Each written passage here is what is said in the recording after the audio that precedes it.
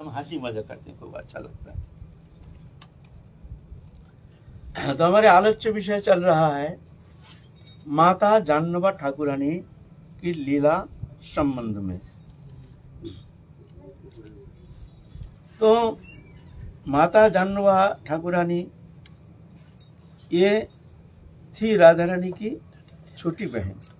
नित्य लीला में महाप्रभु आए हैं, उनके साथ साथ समस्त पार्षदों को लेकर आए हैं बहुमो लीला प्रकटन करने के लिए, क्योंकि लीला मनुष्य के द्वारा होती नहीं, लीला भगवान ही संपन्न करते हैं। जहाँ लीला शब्द है, बद्ध जीव के द्वारा कभी लीला संपादन होना संभव नहीं है। लीला है अपराकृत लोक की और दिव्य लोक के संदेश लेकर आते हैं। मानवोचित लीला प्रकटन करते हैं, मनुष्य जैसे व्यवहार करते हैं ऐसा ही लीला प्रकटन करते हैं। लेकिन वो मनुष्य जैसे बद्ध जीवात्मा अपने स्वरूप का कोई पहचान है नहीं, वहाँ ऐसा नहीं है। वो नित्य लीला के ही एक संदेश देखने में लगता है मनुष्य चित्त जैसे व्यवहार, लेकिन ऐसा नहीं है।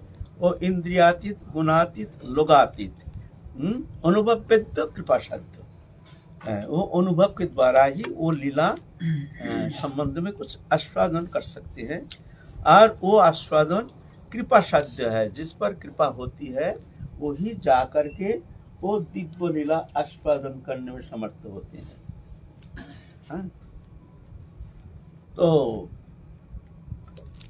महाप्रभु जो वस्तु देने के लिए आए हैं अपने पार्षदों के द्वारा, जो नित्य लोक से आए हैं, वो लीला के सहयोगी है,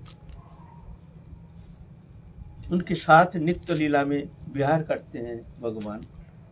ऐसे ऐसे पार्षदों को लाए हैं जो तुम लोग जाकर के मर्त्य लोक में समस्त जीव को तुम कृपा करो निर्विशेष। ये जो कृपा ये हर समय होती नहीं,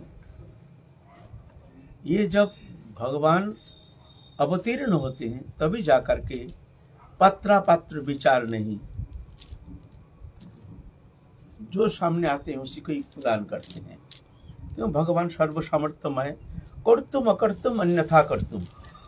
कर्तुम सब कुछ कर सकते हैं, अकर्तुम जो नहीं होने वाला कर्म वो भी कर सकते हैं। अन्यथा कर्तुम, अन्यथा माने किसी भी अवस्था में होना संभव नहीं। मान लो एक सुई के भीतर से हाथी को घुसाना पड़ेगा, ये अन्यथा कर्तुम। अन्यथा माने किसी भी अवस्था में ये संभव नहीं है। एक तो कर्तुम सब कुछ कर सकते हैं, अकर्तुम जो होता नहीं वो भी कर सकते हैं भगवान। और अन्यथा कर्तुम, अन्यथा कर्तुम शब्द का माने है जो जिसका अन्यथा होता ही नहीं, माने एक सुई के भीतर से हाथी को घुसाना पड़ेगा, ये तो अन्यथा है, ये तो एक शब्द मत है, ऐसा थोड़ी होता है। भगवान वो भी कर सकते हैं। तो इसीलिए भगवान वो कृपा शक्ति संचार करके जीव का अंदर जो सुप्त चैतन्य शक्ति है, तो जीव तो भगवान के अंश है। ईश्वर अंश जीव अविनाशी, चेतन अमल सहज सुख राशि, ये भगवान का अंश है। लेकिन भगवान के अंश होते हुए भी स्वरूप विस्मृति के कारण संसार चक्र में एक शरीरधारी बन करके घूम रहा है। इसका दृष्टांत स्वप्न जगत में जैसे हम एक शरीर कल्पना कर लेते हैं, संसार कल्पना कर लेते हैं, स्वप्नावस्था में चैतन्य सत्ता किंचित जागा रहते, किंचित हल्का मात्र, लेकिन उस समय भी मन बुद्धि ये सुप्त नहीं, सोया हुआ नहीं रहता है, ये थोड़ा सा घोटाला करता है, वो चुपचाप नहीं रहेगा। मन कभी चुप रह नहीं सकता है, सब समय। वो मक्खी है ना, मक्खी देखना, मक्खी का जो गति है ना सीधा नहीं, मन भी ऐसे ही एक जगह नहीं। दिन में बैठे रहो, तुम अगर ख्याल करो तो देखो तुम्हारा मन एक मिनट में कितना देश देशांतर घूम के आ गया। कभी ये एक चिंता कर दे, चला गया बम्बई, ये आ गया, चला गया कानपुर। ऐसे मन दुर्बार दुष्पार मनुष्य को इस तरह से संसार चक्र में विचलित करके रखता है। उसको स्वरूप दुर्वार मन को निश्चल जिसको वारण किया नहीं जा सकते, निवारण किया नहीं जा सकता है, उसको कहते हैं दुर्वार। दुर्वार माने वारण व निवारण करना संभव नहीं है, उसको कहते हैं दुर्वार। दुष्पार, जो पार लगाया नहीं जा सकता है, हाँ, दुर्वार है मन। तो मन भी उसमें घोटाला करता है। स्वप्न अवस्था में मन एक शरीर रचना करता है, फिर मन के द्वारा संसार रचना करता है। संसार रचना करके उस शरीर को सत्य आरोप कर लेता है, काल्पनिक संसार को सत्य आरोप कर लेता है। आप काल्पनिक शरीर के द्वारा काल्पनिक संसार को भोगता है। सत्य मानने का कारण सोया हुआ व्यक्ति वो विकारित हो रहा है। विकारित होने का कोई कारण नहीं है, ना वहाँ शरीर है ना संसार है, लेकिन विकारित हो रहा है। स्वप्नावस्था की जो स्थिति है वो सोया हुआ शरीर के ऊपर प्रकाशित हो रहा है। उसका विकार, काम, क्रोध, लोभ, ईर्ष्या, द्वेष सब होता है विकार। शरीर में देखने में भी आता है उसका विकार, कुछ नहीं। जागृत अवस्था में भी स्वरूप विस्मृति कारण ये स्वप्नावस्था जैसे एक स्वप्नावस्था है, ये भी जागृत अवस्था भी। इसीलिए हमारे नरोत्तम दास ठाकुर कहते हैं, संसार सपन मान विषय विपत्ति जान नरतनु भजन का मूल। संसार सपन मान, ये संसार को तो मान लेना एक स्वप्न है। बोले स्वप्न क्यों? स्वप्नावस्था जैसे ही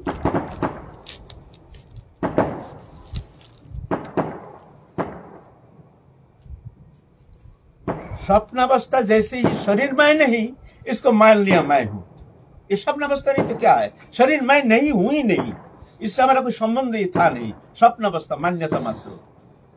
संसार भी ये पहले था नहीं, पीछे रहेगा नहीं, दृश्यमान है। ये भी कल्पना, ये भी नश्वर है, ये पहले था नहीं, ऐसे ही एक दिन रहेगा नहीं। उसको सत्य मान लिया बस। शरीर मैं नहीं, शरीर में आत्मबुद्धि करके अब शरीर को स्वरूप मान लिया मैं हूं, और शरीर में आत्मबुद्धि करके अब संसार चक्र में घूम रहा है। शांति, आनंद कहाँ, आनंद कहाँ, आनंद कहाँ, आनंद कहाँ? क्यों? स्वरूप ही आनंदमय है।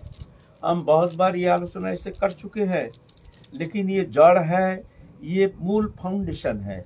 इसको अगर तुम नहीं पकड़ोगे तो परमार्थ जगत में तुम्हारा भ्रमित होने का संभावना है। यहाँ पकड़ मजबूत होना चाहिए, हम कौन है। वो महाप्रभु की लीला तो बहुत दूर है। ये हम भ्रमित हो रहे हैं। शरीर को मान लिया मैं हूँ, शरीर मैं नहीं हूँ, जड़ है। मातृ जठर में शुरुआत, श्मशान में परिसमाप्ति। छोड़ के जाना पड़ेगा, जला देगा, फिर चलेंगे जीवात्मा एक गुणमय शरीर लेकर के, फिर कर्म अनुसार कर्म संस्कार लेके कर्म अनुसार उसको फिर ऐसा ही एक भोगजन्य मिलेगा। वहाँ जा करके वो शरीर में तादात्म्य होकर के मातृ जठर में माँ के खून से शरीर बनता है। जैसे शरीर में जाएगा ऐसे ही शरीर बन के आ जाता है। और उसमें अहंकार के तादात्म्यता के कारण ऐसे कुत्ता तो भव भव करता है, बिल्ली तो म्याऊ म्याऊ करता है। ये खेल चल रहा है, नाटक चल रहा है, 84 लाख जोनी में भ्रमण कर रहा है। ये एक भी मैं नहीं हो, मिथ्या स्वप्न।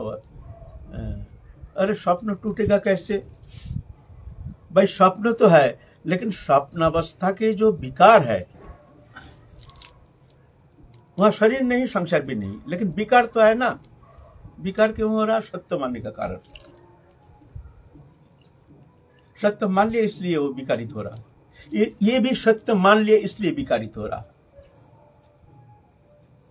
शरीर में आत्म शरीर मैं हूं, इसलिए शरीर संबंधी वस्तु मेरा है, इसमें हमारे आसक्ति। तो पहले मैं कौन हूं ये जानना जरूरी है। मैं इससे अतीत हूं, मैं भगवान का अंश हूं, नित्य शुद्ध सनातन दिव्य आनंदमय चिन्मय। भगवान से हमारा नित्य संबंध तो पहले था, अभी है, पीछे रहेगा। संसार से संबंध हमारा पहले भी नहीं था, अभी भी नहीं है, पीछे भी नहीं रहेगा। ये कल्पना मात्र या आरोप प्रत्यारोप मात्र, वास्तव सत्यता है नहीं, स्वप्नवत। अब स्वप्न टूटेगा कैसे? स्वप्न टूटेगा कोई जगा देने से, फिर जाके स्वप्न टूट सकता है। जगा दिया, स्वप्न में भय पा करके गौ गौ गौ गौ कर रहा है, भूत दिख रहा है, स्वप्न में भूत आ रहा है उसको मारने के लिए। और वो विकार हो रहा शरीर, सो रहा है ना, गो गो गो गो कर रहा है, झूठा है लेकिन वो भय उसको पूरा मिल रहा, इतना भी कम नहीं। जागृत अवस्था में भी भूत दिखने से जो भय स्वप्न अवस्था में वैसा ही भय होगा, तो क्या हो, कैसे टूटेगा ना। कोई जागा देता है, जग जग जग जग जग, क्यों घो घो कर रहा, घो घो क्यों कर रहा, क्या बात है, हो अरे बाबा क्या सांघातिक स्वप्न रे बाबा। ऐसा ही महत्पुरुष गुरु उसको सत्ता को जगा देते, सो रहा कि वो जाग जाग जाग, तू शरीर नहीं, शरीर संबंधी वस्तु तेरा नहीं, तेरा भगवान से नित्य संबंध था है, रहेगा, तू देख, तू सो रहा है, जग जा, तो देखेगा सब मिथ्या है, जगा नहीं तो माया भगा नहीं, जगाएगा कौन, महत्पुरुष। बिना महत्पुरुष की कृपा से वो जागेगा नहीं, यह है गुरुकरण। तो वो चैतन्य सत्य को जगाने के लिए महाप्रभु आए हैं, सपार्षद सत्य को जगाने के लिए, तो ऐसा तो जगता नहीं है, तो उनको लीला दिखा करके अपने नित्य लीला के संदेश लेकर के आते हैं। जिस संदेश जिसको लीला का वो अनुकरण करके अच्छा लगता है, वाह अच्छा सुंदर, भगवान भी ऐसे लीला करते हैं, मनुष्य चित्त ऐसे लीला करते हैं, दिव्य है, आनंदमय, चिन्मय है। यहाँ तो सिर्फ माया के द्वारा रची हुई संसार है, इसमें जीव अपने स्वरूप विस्मृति के कारण संसार चक्र में घूम रहा है। वहाँ ऐसे नहीं, वह दिव्य है, नित्य है, शुद्ध सत्य सनातन आनंदमय है। ये अंधकार है वो रोशनी है, ये बंधन है वो मुक्ति है, ये दुखदायी है वो आनंददायी है, ये बंधन है वो मुक्ति है, ये अंधकार है रोशनी है, ये सब पूरा विपरीत। तो वो आनंद लीला प्रकटन करते हैं भौम जगत, जैसे कृष्ण लीला, कृष्ण जगत अब आए हैं, एक मनुष्य चित्त लीला की है, वो जानते नहीं है, मनुष्य जानते थोड़ी थे। जो साक्षात पूर्ण ब्रह्म सनातन भगवान को देखो, सब दुश्मन को मारते मारते ब्रज लीला समाप्त हो गया, ब्रजमानी का ही मौका नहीं मिला। मनुष्य जैसे साधारण मनुष्य बुद्धि, साधारण मनुष्य जैसी लीला करते, भगवान को भी लीला करते हैं ना, वो लीला है।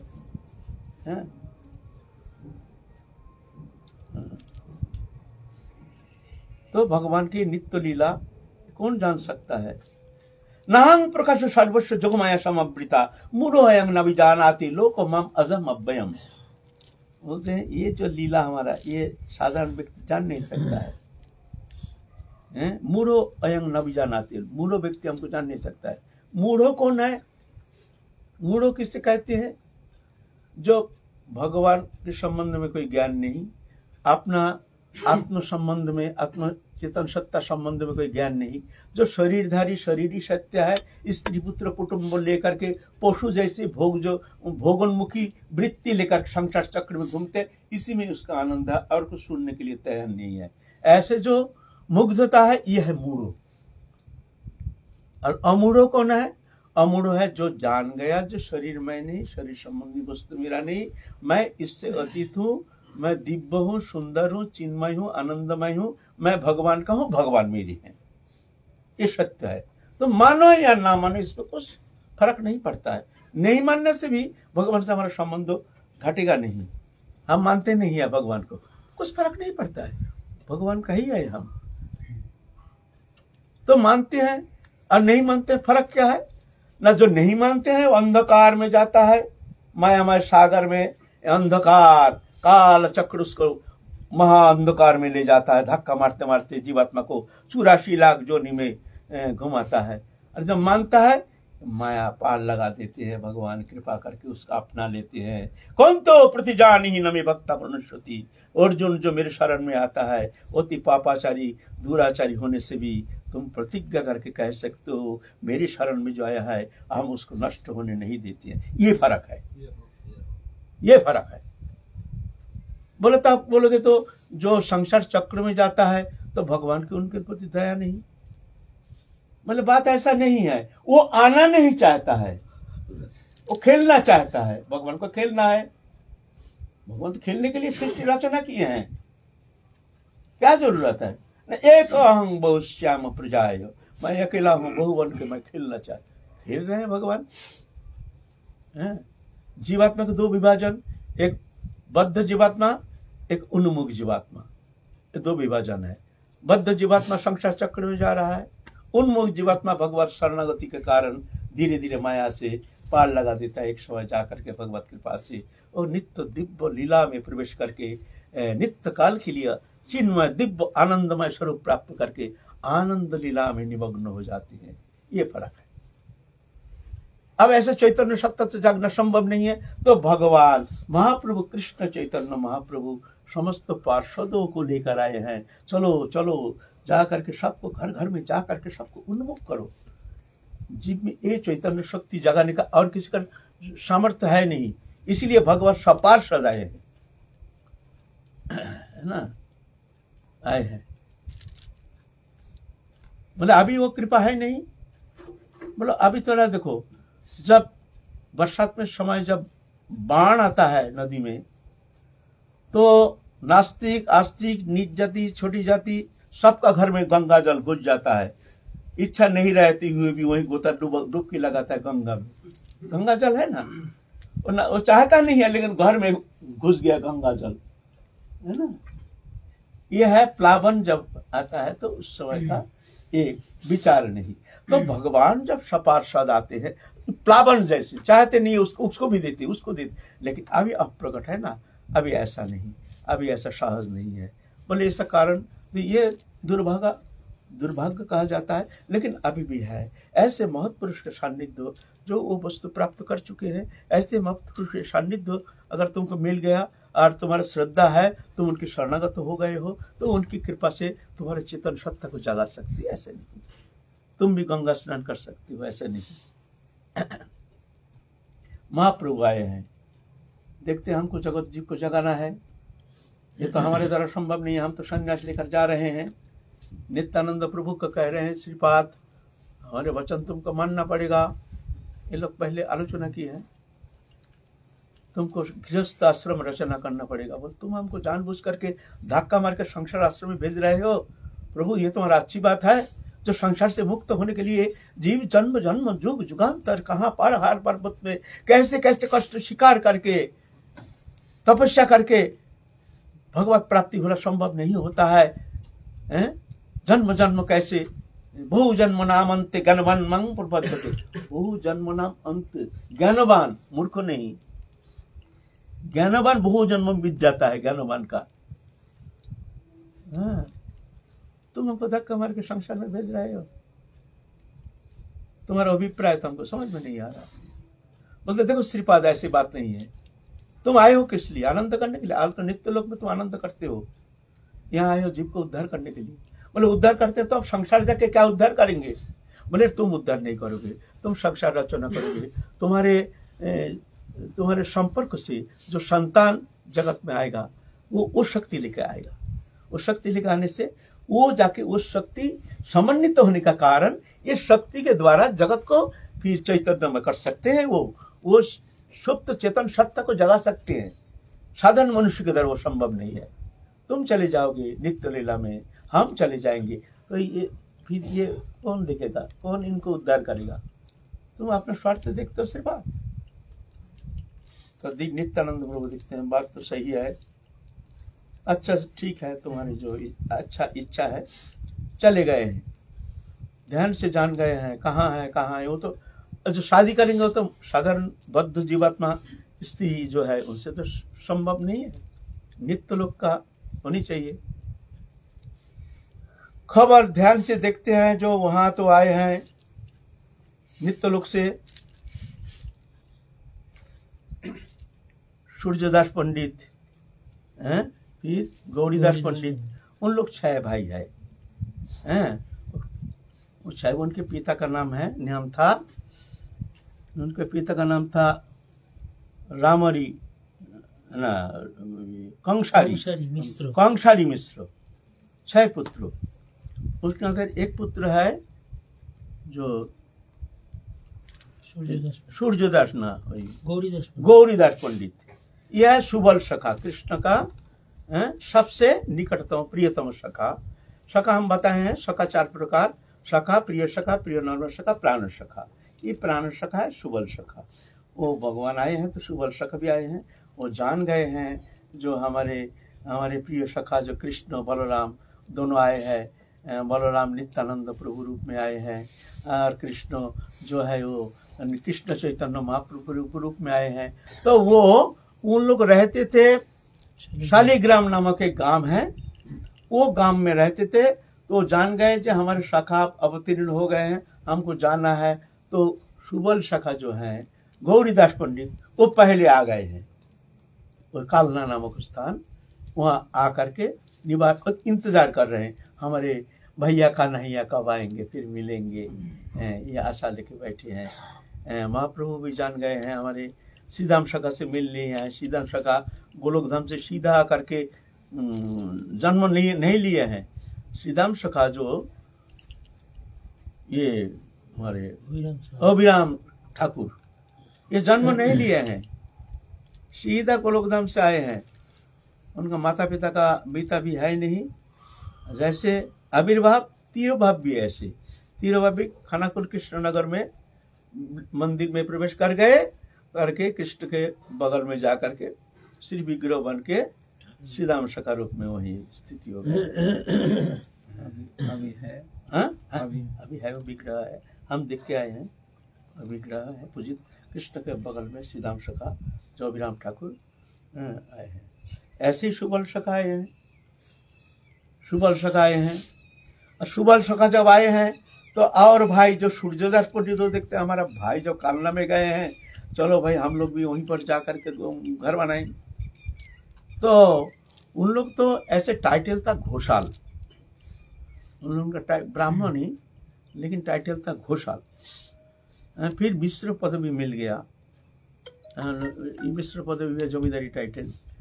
फिर और भी एक टाइटल मिल गया सरखेल, माने वो जब राजा का कुछ विशेष कर्मचारी थे, उसमें जो मुसलमान राजा ने उनको सरखेल टाइटल दे दिया।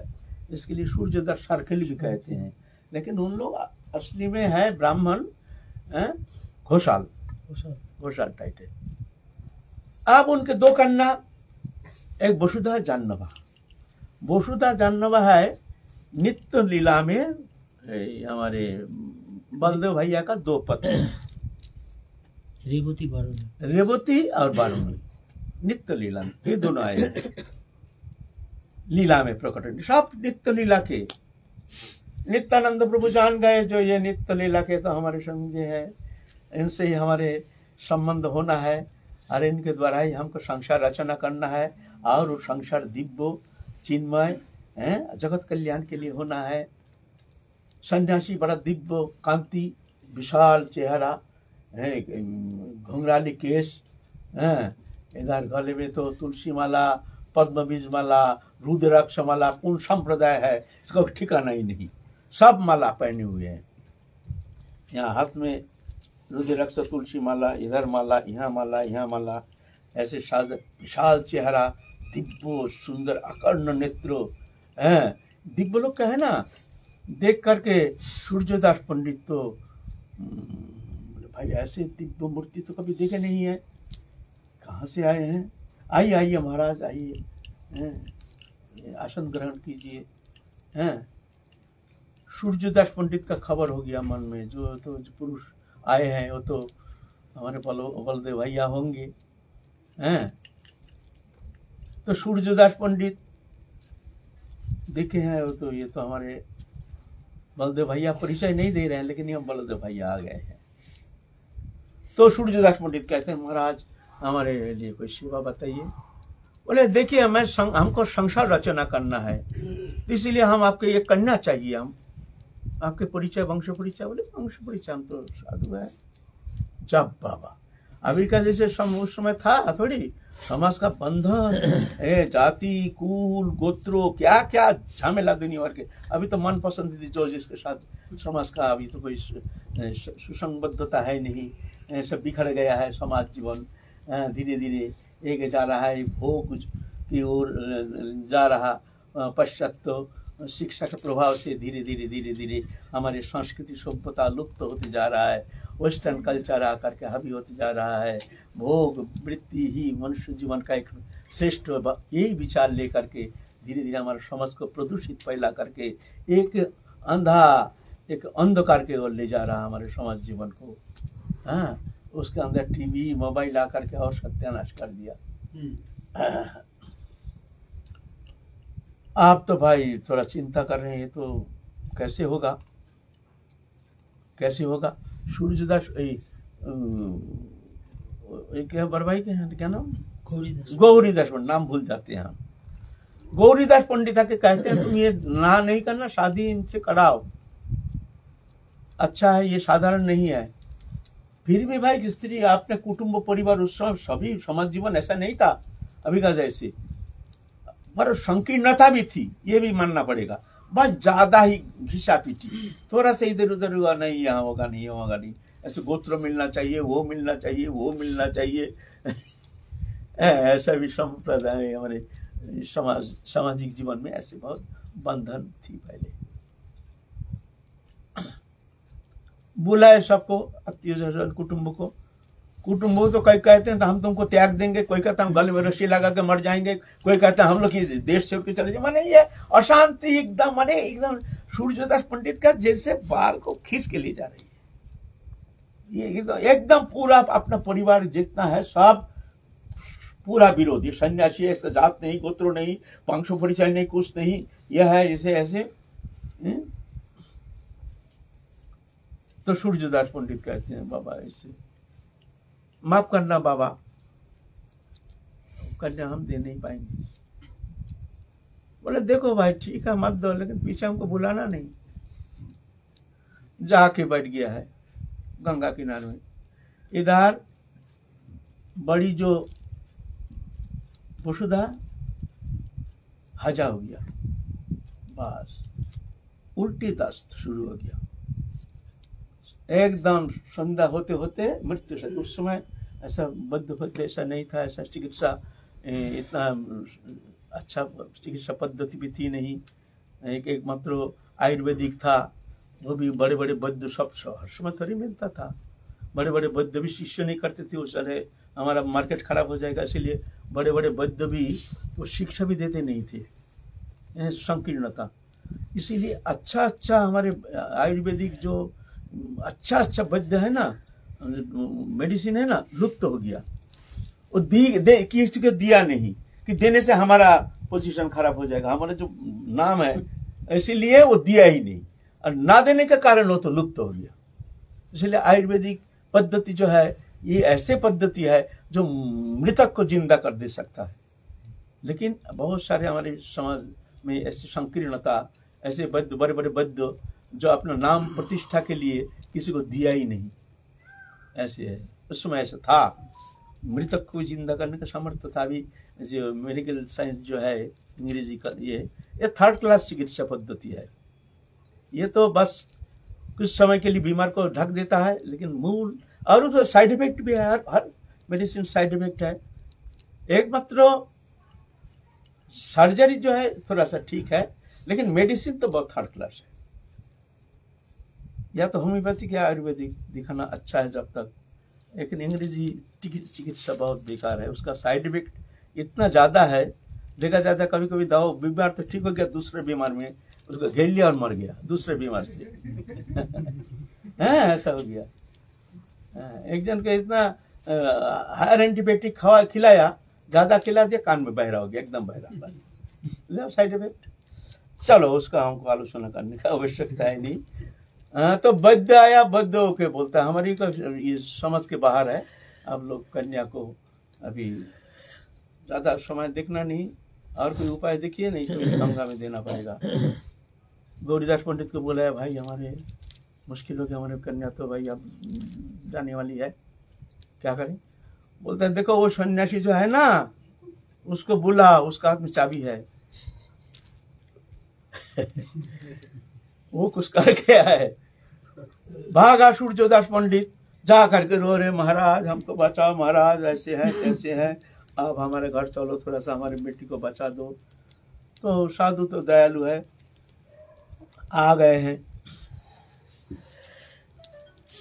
हम बचा तो देंगे लेकिन कन्या तो हमको देना पड़ेगा इस शर्त पर। अब कन्या नहीं दोगे तो हम भाई हम जा रहे हैं, तो बुद्ध दिखा के बचा लो, हमारा क्या गया है। अगर हम बचा देंगे तो हमको देना पड़ेगा, बात वचन दो। हाँ बाबा देंगे, बचा दो, कम से कम तो बच जाएगा, बचा जाएगा। तो ठीक है, अब भाभी जमाई है खाने के लिए, भाई अच्छा व्यवस्था ना, पहले मनाना तो पड़ेगा। जब भाभी जमाई है खातिर तो होना चाहिए ना। तो क्या करेंगे, खातिर करने के लिए खाना बहुत अच्छा अच्छा भोग सामग्री बनाया है। और जानवा आई है परस करने के लिए। तो जानवा जब परस करने के लिए आई है तो दो हाथ से परस लेके आए हैं, अचानक हवा से कपड़ा उड़ गई। तो फट दो हाथ आकर के कपड़ा को संभाल रही है, दो हाथ से नित्यानंद प्रभु देख लिया, ओहो ये तो मानव ही नहीं है, जान गए ये बारूणी है। ध्यान से देख लिया कौन है ये देवी कौन है, ओहो ये तो बारूणी है, वो तो है वसुधा, ये जानवा है। वसुधा माने रेवती। आप बोलते हैं देखिए अब तो ये करना तो हम लेंगे ठीक है, लेकिन ये करना को आपको दहेज में देना पड़ेगा हमको, नहीं तो शादी नहीं करेंगे। दहेज जाने है ना, अपनी निजी है ना, ये तो लोग चाहे है ना, तो ये तो बोलने से तो मानेगा क्या। तो बोलता है देखिए आप खिलाइए पिलाइए सब कीजिए, अच्छा है, लेकिन आप कन्या को आप अगर मान लो वो छोटी कन्या को आपको दहेज में आप नहीं देंगे, हम शादी नहीं करें, हम जा रहे हैं, फिर आप जो संभाल लेना, दोनों कन्या को आप संभाल लेना, मैं जा रहा हूँ। अरे नहीं बाबा नहीं बाबा, हम दोनों कन्या देंगे बाबा। देखते बाबा ये तांत्र विद्या ने क्या है, दोनों फिर मरेंगे भाई, क्या करेंगे, ठीक है दे देंगे। फिर समझ तो ये आए हैं कुटुंब सब आए हैं, आकर के वहाँ नित्यानंद प्रभु सरोभुज दिखाए हैं इसको, गौरीदास पंडित को, तो हल मुसल ऐसे ही, और दो हाथ में दंड कमंडल, ऐसे सरोभुज दिखाए गौरीदास पंडित को। गौरीदास पंडित जान गए जी हमारे बलराम भैया, उनको दिखा दिए हैं। और फिर क्या हुआ, सुबह रात को स्वप्न देखते हैं सूर्यदास पंडित, जो हमारे द्वार पर एक ताल ध्वज रथ आया, ध्वजा के ऊपर ताल का पेड़, ये ताल ध्वज रथ है, बलराम का रथ का प्रतीक। कृष्ण का जो रथ है वो है कोपित ध्वज, हनुमान ना गरुड़ ध्वज, गरुड़ की मूर्ति है कृष्ण के रथ के सामने, इसमें पता चलता है ये कृष्ण है। और अर्जुन का रथ का ध्वजा के सामने है कोपित ध्वज, माने बंदर की मूर्ति, एक रथ के एक चिन्ह है। ताल ध्वजा के उतरा और वहां से एक दिव्य पुरुष दिव्य लोक से आए हैं, आके बोलते हैं ये कि सूर्यदास पंडित का घर है, तो मैं तो आया हूँ इनके द्वार पर। तो गौरीदास पंडित जाकर के कहते हैं तुम और देखो ये कुटुंब के बात पर तुम ये सुजोग मत छोड़ो, ये साधारण नहीं है, मैं जानता हूँ। तो ठीक है, सबको हाथ पाँव पकड़ के, भाई हमारा कन्या तो मर ही रहा था, अगर मान लो ये नहीं बचाते तो मर जाएगा, अभी अभी अभी शादी नहीं कराएंगे तो दोनों मरेगा। तो कुटुंब परिवार सबको हाथ जोड़ करके मनाया। फिर जा करके बोले भाई हमारे तो ब्राह्मण है, तुम भी कौन कुल के हो, तो कुल परिचय तो है ही नहीं, तो तुमको ब्राह्मण दीक्षा लेना पड़ेगा। नित्यानंद बोलते हैं भाई ये भी एक चक्कर में पड़ गया, चलो भाई ब्राह्मण दीक्षा लेंगे। तो उसको ऐसे ही मुंडन फुंडन करके 3 दिन वो करके फिर दंड कमंडल देके भिक्षा कराया, 3 दिन ब्राह्मण बनाया। और बोल चलो भाई ये भी लीला है, ब्राह्मण बनाया। तो बोले थे 3 बार हमको दंड कमंडल धारण करना पड़ा। एक बार तो बचपन में हमको ब्राह्मण कुल में जन्म के कारण दंड कमंडल धारण करना पड़ा, एक बार सन्यासी हो गए हैं तब एक बार दंड कमंडल धारण करना पड़ा, और अभी एक बार हमको झूठ मूठ का फिर दंड कमंडल धारण करना पड़ा। एक कितना बार हम दंड कमंडल धारण करेंगे। तो अब शादी तय हो गया, ठीक है। शादी कहाँ होगी ना, शादी होगी तुम्हारे शालग्राम में, वो आगे जहाँ रहते थे वहां पर सब कुटुंबों आदि वहीं पर उसके बगल में एक गांव है, उसका नाम है क्या नाम, वहाँ उनका एक चेला रहता है कृष्णदास नाम की, वो पैसा वाला है। वो कहते हैं प्रभु हम शादी का जितना खर्चा है हम देंगे, शादी का जितना खर्चा है हम देंगे। और उद्धरण दत्त भी नित्यानंद प्रभु के साथ आए हैं। उद्धरण दत्त बोलते हैं हम क्यों पीछे रहेंगे, हम भी 20,000 स्वर्ण मुद्रा खर्च करेंगे।